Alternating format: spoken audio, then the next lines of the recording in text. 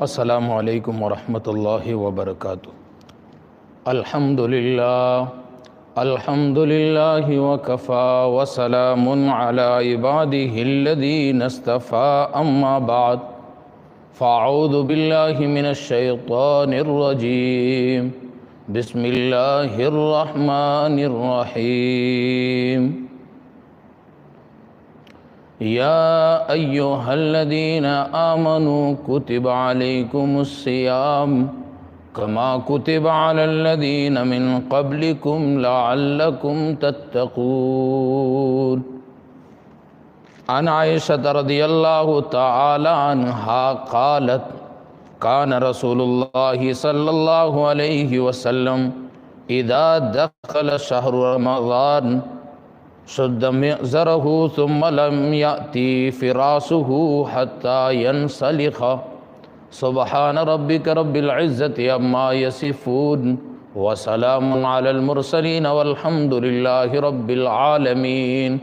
اللہم صلی علی سیدنا محمد وعلی آل سیدنا محمد وبارک وسلم۔ اللہم صلی علی سیدنا محمد وعلی آل سیدنا محمد وبارک وسلم۔ اللہم صلی علی سیدنا محمد وعلی آل سیدنا محمد وبارک وسلم۔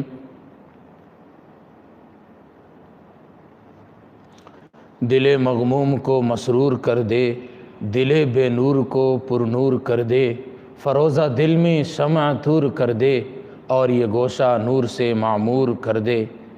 میں وحدت پلا مخمور کر دے، محبت کے نشے میں چور کر دے۔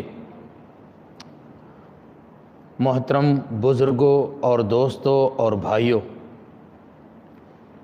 اللہ رب العزت کا کرم اور احسان ہے کہ اللہ رب العزت نے ہمیں مسلمان بنایا ہے، اور مزید اللہ رب العزت کا کرم یہ کہ اللہ رب العزت ہمیں رمضان المبارک کا مہینہ عطا فرما رہے ہیں۔ رمضان المبارک کے مہینے کا اہتمام اللہ کے رسول صلی اللہ علیہ وسلم رجب سے ہی شروع فرمایا دیا کرتے تھے، دعا کرتے تھے اللہ رجب اور شعبان میں برکت عطا فرما اور رمضان تک ہمیں پہنچا دیجئے۔ حضرت سلمان فارسی رضی اللہ تعالی عنہ نبی پاک صلی اللہ علیہ وآلہ وسلم سے نقل فرماتے ہیں کہ خطبنا رسول اللہ صلی اللہ علیہ وسلم فی آخر یوم من شعبان فقال یا ایہا الناس قد اذلکم شہر عظیم مبارک شہر فیہ لیلۃ خیر من الف شہر، شہر جعل اللہ صیامہ فریضہ وقیام لیلہ تطوعا، من تقرب فیہ بخصلۃ کان کمن ادى فریضۃ فیہ کان کمن ادى 70 فریضۃ فیما سوا، وہو شہر الصبر، الصبر ثوابہ الجنہ، وشہر المواساۃ، وشہر یزاد فی رزقہ المؤمن، من فطر فیہ صائما کان مغفرۃ لذنوبہ وعتق رقبتہ من النار وکان لہ مثل اجرہ شیء۔ حضرت سلمان رضی اللہ عنہ فرماتے ہیں کہ اللہ کے رسول صلی اللہ علیہ وسلم نے آخری یوم شعبان یعنی شعبان کے آخری دن ہم سے خطاب فرمایا، بیان فرمایا کہ لوگو تمہارے اوپر ایک مبارک مہینہ آ رہا ہے، شہر عظیم مبارک، جو مبارک ہے، عظیم ہے، برکتوں والا مہینہ ہے، وہ تمہارے اوپر آ رہا ہے۔ تو اللہ کے رسول صلی اللہ علیہ وآلہ وسلم نے رمضان المبارک کو شروع ہونے سے پہلے ہی فرمایا کہ ایک مبارک مہینہ آ رہا ہے، جو مبارک ہے، برکتوں والا ہے، عظیم ہے۔ تو اس سے پتہ چلتا ہے کہ اللہ کے محبوب صلی اللہ علیہ وآلہ وسلم صحابہ رضوان اللہ علیہم اجمعین کو یہ بتانا چاہ رہے ہیں کہ یہ جو مبارک مہینہ ہے، اس کی ایک گھڑی، اس کا ایک منٹ، اس کا ایک لمحہ اللہ رب العزت کی یاد سے غافل ہو کر نہ گزارو۔ تو فرمایا مبارک مہینہ، عظیم مہینہ آ رہا ہے، اور اس مہینے میں ایک رات ہے، وہ رات 1000 مہینوں سے بہتر ہے، اور اس کی تائید قرآن مقدس بھی کرتا ہے، انا انزلناہ فی لیلۃ القدر وما ادراک ما لیلۃ القدر، کہ ہم نے لیلۃ القدر کو نازل فرمایا، تم جانتے ہو لیلۃ القدر کیا ہے؟ لیلۃ القدر خیر من الف شہر، لیلۃ القدر 1000 مہینوں سے بہتر ہے۔ تو اسی مبارک مہینے کے اندر یہ لیلۃ القدر، شب قدر اسی مبارک مہینے میں آ رہی ہے۔ تو اللہ کے محبوب صلی اللہ علیہ وسلم نے فرمایا کہ مبارک مہینہ ہے، عظیم مہینہ ہے، اس مہینے میں لیلۃ القدر بھی ہے جو 1000 مہینوں سے افضل بھی ہے۔ آگے فرمایا شہر جعل اللہ صیامہ فریضہ، کہ اس مہینے کے روزے اللہ رب العزت نے تمہارے اوپر فرض کیے، اور اس کی تائید قرآن کرتا ہے جو میں نے خطبے میں آیت پڑھی، یا ایھا الذین آمنوا کتب علیکم الصیام کما کتب علی الذین من قبلکم لعلکم تتقون، کہ تمہارے اوپر روزے فرض کیے گئے ہیں۔ اب آگے اللہ رب العزت فرماتے ہیں کہ کہیں لوگوں کو یہ بوجھ نہ لگنے لگیں، جیسا کہ تم سے پہلی امتوں پر ہم نے روزے فرض کیے، یہ تمہارے اوپر بوجھ نہیں ہے بلکہ تمہاری نیکیوں کو بڑھانے کے لیے ہم نے روزے فرض کیے ہیں۔ یا ایھا الذین آمنوا کتب علیکم الصیام کما کتب علی الذین من قبلکم لعلکم تتقون، تاکہ تم تقوی پا جاؤ۔ تقوی کہتے ہیں خوف خدا، اللہ رب العزت کا ڈر تمہیں نصیب ہو جائے۔ تو اس مبارک مہینے جو مبارک ہے، عظیم ہے، جس میں 1000 راتوں سے بہتر ایک رات ہے، اس مبارک مہینے کا، اس کے روزوں کا مقصد یہ ہے کہ تم تقوی والے بن جاؤ، خشیت الہی تمہارے دلوں میں آ جائے، تم اللہ رب العزت سے ڈرنے والے ہی تطوعا، اور تمہارے اوپر رمضان المبارک کے روزے فرض کیے، اور اس روزوں کی راتوں کا دیا۔ تراویح ہے علیہ وآلہ وسلم مبارکہ سے پتہ چلا کہ اللہ رب العزت کو رات کو قیام کرنا، تراویح پڑھنا پسند ہے۔ اللہ کے محبوب صلی اللہ علیہ وآلہ وسلم نے یہ عمل کیا بھی ہے۔ آپ اٹھائیں تاریخ جرجان، اس کے اندر ہیں حضرت جابر بن عبداللہ رضی اللہ عنہ فرماتے ہیں خرج النبی صلی اللہ علیہ وسلم ذات لیلۃ فی رمضان فصلی الناس 24 رکعۃ واوتر بثلاثہ، تاریخ جرجان صفحہ نمبر 142۔ حضرت جابر بن عبداللہ رضی اللہ عنہ فرماتے ہیں کہ اللہ کے محبوب صلی اللہ علیہ وسلم ایک رات تشریف لائے اور ہمیں 20 رکعت تراویح اور وتر پڑھائے۔ تو اللہ رب العزت اس کو پسند فرماتے ہیں، محبوب صلی اللہ علیہ وسلم اس کو پسند فرماتے ہیں۔ محبوب نے ایک دن پڑھائی، دوسرے دن نہیں آئے، صحابہ نے پوچھا کہ ہم انتظار کر رہے تھے آپ نہیں آئے، فرمایا میں نے تم کو دیکھا، میں اس لیے نہیں آیا کہ کہیں میری امت پر یہ فرض نہ ہو جائے۔ تو اللہ کے محبوب صلی اللہ علیہ وسلم تراویح کو پسند فرماتے ہیں، اور تراویح ہیں 20 رکعت۔ دوسری روایت جس کو حضرت عبداللہ بن عباس رضی اللہ تعالیٰ عنہ فرماتے ہیں ان رسول اللہ صلی اللہ علیہ وسلم کان یصلی فی رمضان 20 رکعۃ والوتر، مصنف ابن ابی شیبہ جلد نمبر 5 صفحہ نمبر 225 پر یہ روایت موجود ہے کہ اللہ کے محبوب صلی اللہ علیہ وسلم رمضان المبارک میں 20 رکعت تراویح اور 3 وتر پڑھا کرتے تھے۔ تو تراویح اللہ کے محبوب صلی اللہ علیہ وسلم سے جو ثابت ہے وہ 20 رکعت ہے، لیکن محبوب صلی اللہ علیہ وسلم نے مستقل طور پر ہمیں جماعت نہیں کروائی۔ اللہ رب العزت کو یہ عمل پسند، اللہ کے محبوب کو بھی پسند، لیکن مستقل طور پر جماعت اس لیے نہیں کروائی کہ کہیں امت پر فرض نہ ہو جائے، امت پر بوجھ نہ ہو جائے۔ اور پھر یہ سلسلہ چلتا رہا، حضرت ابو بکر کے دور میں بھی، حضرت عمر بن خطاب رضی اللہ تعالیٰ عنہ نے اپنے دور میں حضرت ابی بن کعب رضی اللہ تعالیٰ عنہ کو حکم فرمایا کہ لوگوں کو 20 رکعت تراویح پڑھائیں اور 3 وتر پڑھائیں، اور حضرت ابی بن کعب رضی اللہ تعالیٰ عنہ پڑھایا کرتے تھے، اور اس پر مستقل روایات ہیں۔ تو معلوم ہوا کہ تراویح 20 رکعت ہیں اور 20 رکعت ہی پڑھنی چاہیے۔ ہمارے ہاں بھی لاک ڈاؤن ہے، اس وبا کی وجہ سے، اس بیماری کی وجہ سے تو ہم مسجد تو آ نہیں سکتے، اپنے گھروں کے اندر ہی 20 رکعت تراویح کا اہتمام کریں۔ یہ تراویح جو محبوب صلی اللہ علیہ وسلم کی سنت مبارکہ ہیں اور اللہ رب العزت کی پسندیدہ عمل ہے، اس کو اپنے گھروں میں ادا کریں، لیکن 8 نہیں بلکہ پوری 20 رکعت پڑھیں۔ جو بخاری شریف کی روایت ہے، حضرت اماں عائشہ رضی اللہ عنہ فرماتی ہیں، اس میں یہ ہے کہ اللہ کے محبوب صلی اللہ علیہ وسلم رمضان میں اور غیر رمضان میں، اور امام بخاری رحمۃ اللہ علیہ نے جو باب باندھا ہے وہ باب قیام النبی صلی اللہ علیہ وسلم باللیل فی رمضان وغیرہ، رمضان اور غیر رمضان دونوں میں یہ عمل، یعنی یہ جو روایت 8 رکعت والی ہے یہ تہجد کی ہے، اور تراویح پوری 20 رکعت ہے، اور حضرت عمر بن خطاب رضی اللہ تعالیٰ عنہ نے اپنے دور میں شروع کی۔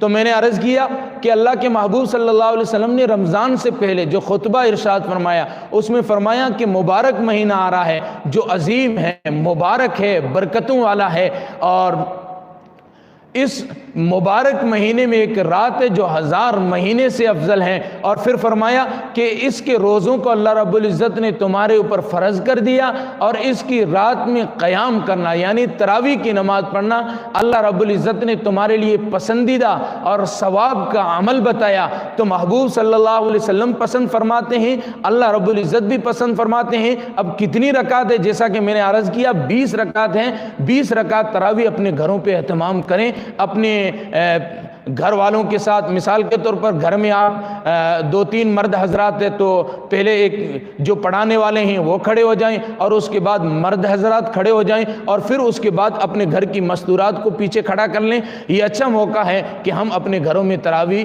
پڑھیں۔ اگر گھر میں حافظ ہیں اچھی بات ہے، اگر حافظ نہیں ہے ایک بات تو ہے، اس موقع پر قدر محسوس ہوتی ہے، کاش کہ ہر گھر میں حافظ ہوتا اور ہر گھر میں اللہ کا قرآن پڑھا جاتا۔ جس طرح آتا ہے کہ صحابہ رضوان اللہ علیہ مجمعین کے خیموں سے اس طرح قرآن پڑھنے کی آواز آیا کرتی تھی، جس طرح مدھو مکھیوں کے چھتے سے مکھیوں کے بھن بھنانے کی آواز آیا کرتی ہے، بالکل اسی طرح صحابہ رضوان اللہ علیہ مجمعین قرآن پڑھتے تھے اور ان کے خیموں سے، ان کے مکانوں سے آواز گونجا کرتی تھی۔ تو اب قدر محسوس ہوتی ہے، کاش کہ ہر گھر میں حافظ ہوتا اور گھر والوں کو وہ قرآن پڑھاتا۔ کسے خبر کے ہزاروں مقام رکھتا ہے، وہ فقر جس سے ہو بے پردہ روح قرآنی، خودی کو جب نظر آتی ہے قاہری اپنی، یہی مقام ہے جس کو کہتے ہیں سلطانی، یہی مقام ہے مومن کی قوتوں کا امین، اسی مقام سے مومن ہے ذل سبحانی۔ کاش کہ اللہ رب العزت کا قرآن پڑھنے والے، قرآن کے حافظ ہر گھر میں ہوتے۔ حضرت نانوتوی کے بارے میں ہے نا، حضرت نانوتوی سے حضرت رشید احمد گنگوہی رحمۃ اللہ نے فرمایا کہ اس سال ہم قرآن سن نہ پائیں گے کیونکہ ہمارے ساتھ کوئی حافظ نہیں ہے۔ حضرت روزانہ ایک پارہ یاد کرتے تھے اور پورا قرآن سنا لیا۔ اللہ رب العزت ہم سب کو قرآن مقدس سے محبت نصیب فرمائے۔ تو میں عرض یہ کر رہا تھا کہ اللہ کے محبوب صلی اللہ علیہ وسلم نے فرمایا کہ تراویح جو ہے، رات کا قیام جو ہے، یہ اللہ رب العزت نے تمہارے لیے پسندیدہ عمل فرما دیا۔ اور حضرت عمر بن خطاب رضی اللہ تعالیٰ عنہ نے امت کو اس پر جمع فرمایا کہ 20 رکعت تراویح جماعت کے ساتھ ادا کی جائے۔ حضرت عمر بن خطاب رضی اللہ تعالیٰ عنہ وہ ہیں جن کی موافقت پر، جن کی انشاء پر اللہ رب العزت نے 31 مرتبہ قرآن مقدس کی آیات کو اتارا ہے۔ 31 آیات وہ ہیں جو عمر رضی اللہ تعالیٰ عنہ کے کہنے پر اتری ہے۔ تو پھر اللہ کے محبوب صلی اللہ علیہ وسلم نے آگے فرمایا کان کمن ادا فریدۃ فی، کہ من تقرب فیہ بخصلۃ کان کمن ادا فریدۃ فی، اس مبارک مہینے میں جو نفل عمل کرو گے اس نفل عمل کا ثواب فرض کے برابر ملے گا۔ سبحان اللہ، وہ دینے والا دے رہا ہے، کہ نفل پڑھیں اور ثواب فرض کا لیں۔ اور پھر فرمایا اگر فرض پڑھو گے تو ایک فرض پر 70 گنا ثواب دیا جائے گا، ایک فرض پر 70 گنا ثواب دیا جائے گا۔ آگے فرمایا وَهُوَ شَهْرُ الصَّبْرِ الصَّبْرُ ثَوَابُهُ الْجَنَّةُ، یہ مبارک مہینہ صبر کا مہینہ ہے اور صبر کا بدلہ جنت ہے۔ صبر سے کیا مراد ہے؟ کہ انسان روزہ رکھتا ہے، دن بھر اس کے سامنے رزق ہونے کے باوجود وہ صبر کرتا ہے اللہ رب العزت کے لیے، اور اس صبر کے بدلے میں اللہ رب العزت اسے جنت عطا فرما دیتے ہیں۔ وشہر المواسات، یہ مہینہ غم خاری کا مہینہ ہے۔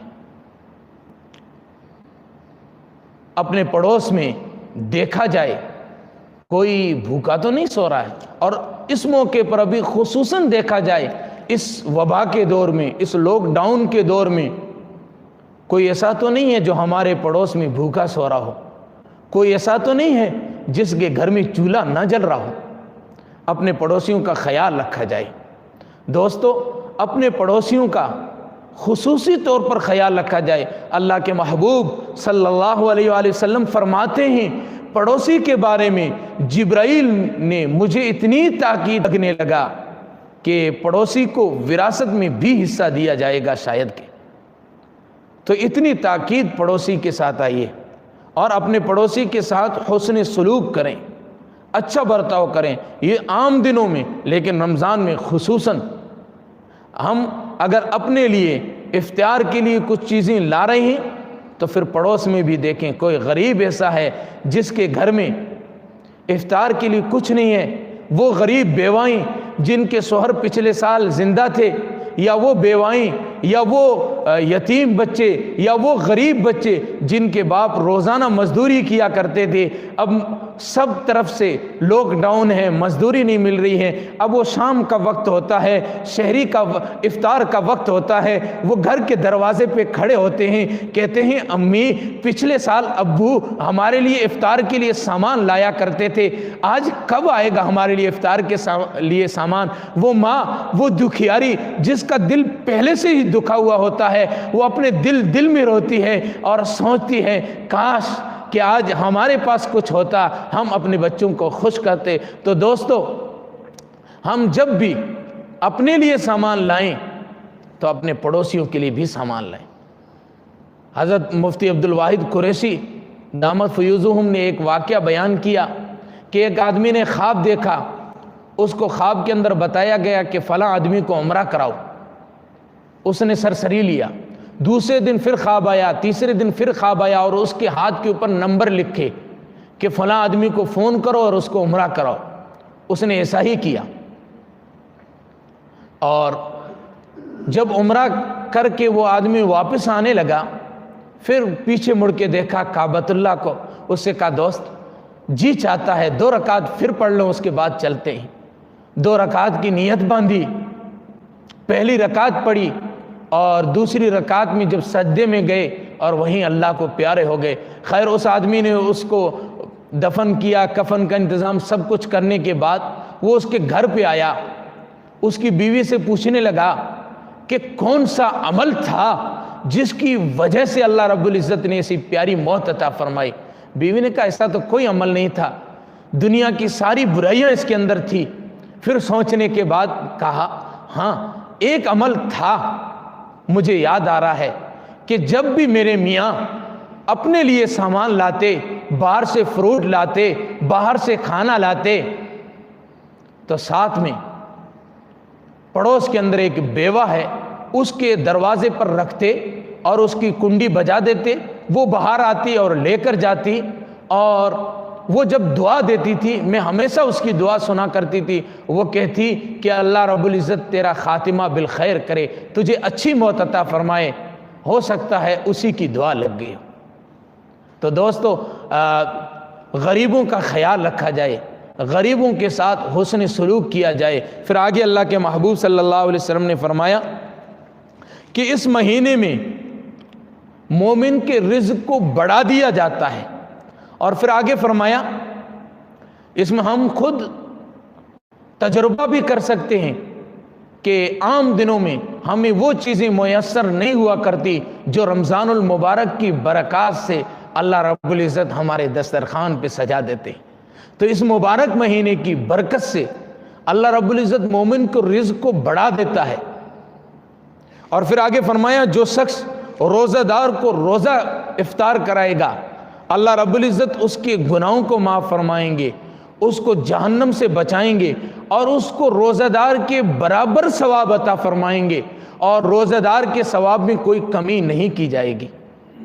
پھر آگے کی حدیث بھی بہت لمبی ہے، ابھی تو وقت ہو رہا ہے، اگلے ہفتے انشاءاللہ آگے کی گفتگو ہوگی۔ تو اللہ رب العزت نے یہ جو مبارک مہینہ دیا ہے، اس مبارک مہینے میں ہم روزوں کا اہتمام کریں، تراویح کا اہتمام کریں، تراویح پوری 20 رکعت اپنے گھروں میں پڑھیں۔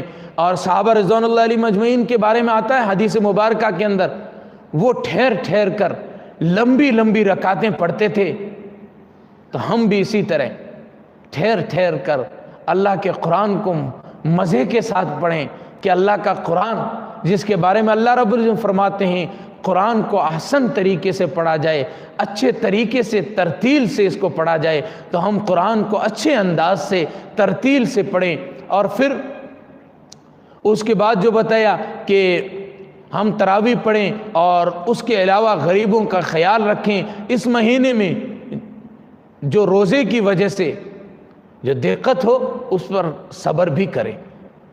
اور دوسری چیز پچھلے ہفتے بھی میں نے عرض کی تھی کہ ہمارے یہاں جو وبا پھیلی ہوئی ہے، جو بیماری پھیلی ہوئی ہے، اس بیماری کو دور کرنے کے لیے استغفار کثرت سے کریں، اللہ کے محبوب صلی اللہ علیہ وآلہ وسلم کی سنتوں پر عمل کریں۔ آج دنیا کہہ رہی ہے یہ چھوٹے سے وائرس جس نے پوری دنیا کے ناک کے اندر دم کر رکھا ہے، آج دنیا واپس ادھر آ رہی ہے جدھر میرے محبوب نے فرمایا تھا۔ میرے محبوب نے فرمایا جب چھینک آئے منہ کو ڈھک لیا کرو۔ آج دنیا کہتی ہے کہ جب چھینک آئے کوہنی سے یا رومال سے منہ کو ڈھک لو۔ تو جو زمانہ ترقی کرے گا محبوب صلی اللہ علیہ وسلم کی سنتیں دنیا کے سامنے کھلتی جائے گی۔ دنیا اس بات کو تسلیم کر رہی ہے کہ محبوب صلی اللہ علیہ وسلم نے طہارت کا جو طریقہ بتایا ہے، وضو کا جو طریقہ بتایا ہے، وہی طریقہ ہے جس سے اس وبا سے بچا جا سکتا ہے۔ کوئی اس کا علاج نہیں، بس وہ چند گولیاں دیتے ہیں، بس وہ کھانسی اور زکام سے بچنے کے لیے، لیکن مستقل طور پر اس وائرس کا کوئی علاج آج دنیا نے ڈھونڈ پائی۔ دنیا کے والے ہمیں کہتے تھے کہ تم کیا مدرسوں میں طہارت، یہ وضو، یہ چیزیں سکھا رہے ہو، آؤ نا ذرا ہمارے ساتھ، ہم تو چاند پہ پہنچ گئے۔ میں نے کہا چاند پہ پہنچنے والوں، آج تم بھی چاند سے اتر کے نیچے آ رہے ہو اور محبوب صلی اللہ علیہ وآلہ وسلم نے جو طریقے بتائے ان کو فالو کر رہے ہو۔ اللہ رب العزت ہمیں محبوب صلی اللہ علیہ وسلم کے طریقوں کو اپنانے کی توفیق عطا فرمائے۔ اس پر سید عبد المجید ندیم شاہ صاحب رحمۃ اللہ علیہ کی کہی ہوئی ایک بات مجھے یاد آ رہی ہے کہ خرد کی شمع افروزی جنوں کی چارہ فرمائی،